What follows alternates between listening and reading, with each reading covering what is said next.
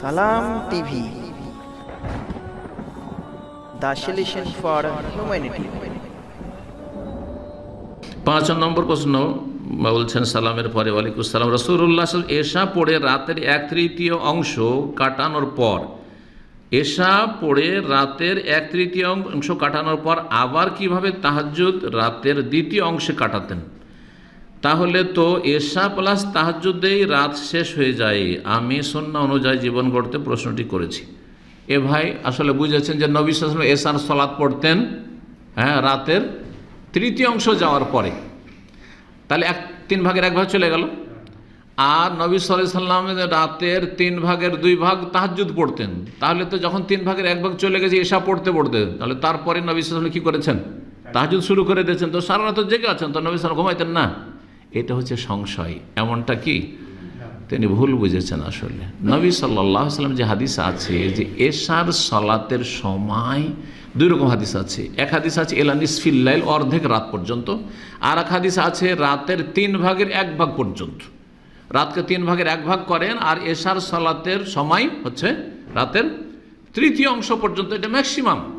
তাহলে আজকাল সন্ধ্যা 5টা থেকে ভোর 5টা ধরেন, কয় ঘন্টা? 12 ঘন্টা। 3 ভাগ করেন, 3 × 4 = 12, তাহলে 5টা 5 × 4 = 9। তো রাত 9টার মধ্যে এশার সালাত পড়ে নেওয়া উচিত। রাত 9টার মধ্যে এশার সালাত পড়ে নেওয়াটা উত্তম। কিন্তু যদি সবাইকে নিয়ে পারেন 10টা 11টা, প্রয়োজনে জায়েজ আছে, কিন্তু এটা কষ্টকর। 9টাই তো অনেকের জন্য কষ্টকর। এই জন্য আরব দেশে করা হয় কি 1.5 ঘন্টা পরেই এশার সালাত পড়ে নেওয়া হয়। রমজান মাসে শুধু 2 ঘন্টার সিস্টেমটা আছে। তো এই যে আপনার 3য় অংশের বিষয়টি নবী সাল্লাল্লাহু নিয়মিত পড়তেন না। এটা হচ্ছে কি যে শেষ 3য় অংশ পর্যন্ত আপনি এশার সালাতটা পড়ে নেন, কিন্তু নবী সাল্লাল্লাহু আলাইহি ওয়াসাল্লাম কী করতেন? তার অনেক আগেই পড়ে নিতেন। যখন দেখতেন লোকজন হাজির হয়ে গেছে, নবী সাল্লাল্লাহু আলাইহি ওয়াসাল্লাম এমনটা ছিল না যেমন এখন ফিক্সড টাইম আছে, ফিক্সড টাইম ওইরকম ফিক্সড ছিল না।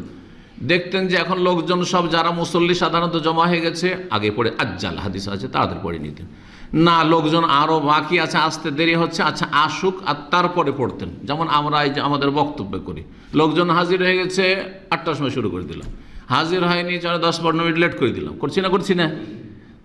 এইটাই নবী সাল্লাল্লাহু আলাইহি ওয়াসাল্লামের বাস্তব আমল ছিল, বাস্তব আমল ছিল। কিন্তু 3য় অংশ কখনো কখনো এটা যেত। এবং নবী সাল্লাল্লাহু আলাইহি ওয়াসাল্লাম বলেছেন, যদি তোমাদের জন্য কষ্টকর না হতো তাহলে লাউলান আশুক আলা উম্মতি, আমার উম্মতের জন্য কষ্টকর না মনে করতাম, তাহলে আখারতুল এশা ইলা সুলুসিল লাইল, রাতের 3য় অংশ পর্যন্ত আমি বিলম্ব করতাম। তাই বিলম্ব করেননি নবী সাল্লাল্লাহু আলাইহি ওয়াসাল্লাম। আর তারপরে আরেকটা কথা এখানে এই ভাইয়ের বুঝতে যে ভুল হয়েছে, সেটা হচ্ছে যে নবী সাল্লাল্লাহু আলাইহি ওয়াসাল্লাম প্রতিদিন 2/3 অংশ তাহাজ্জুদ পড়তেন না। 3 রকম কোয়ালিটি ছিল নবী সাল্লাল্লাহু তাহাজ্জুদের কোয়ালিটি। সূরা মুজাম্মিলে আল্লাহ বয়ান করেছেন। কে বলতে পারে 3 রকম কোয়ালিটি? কে বলতে পারেন? হাফেজ সাহেব, সূরা মুজাম্মিলে তো আছে। হ্যাঁ কি খালি মুখস্থ ওই করে কোন সময় রেখে দিলে হবে কিতাবে?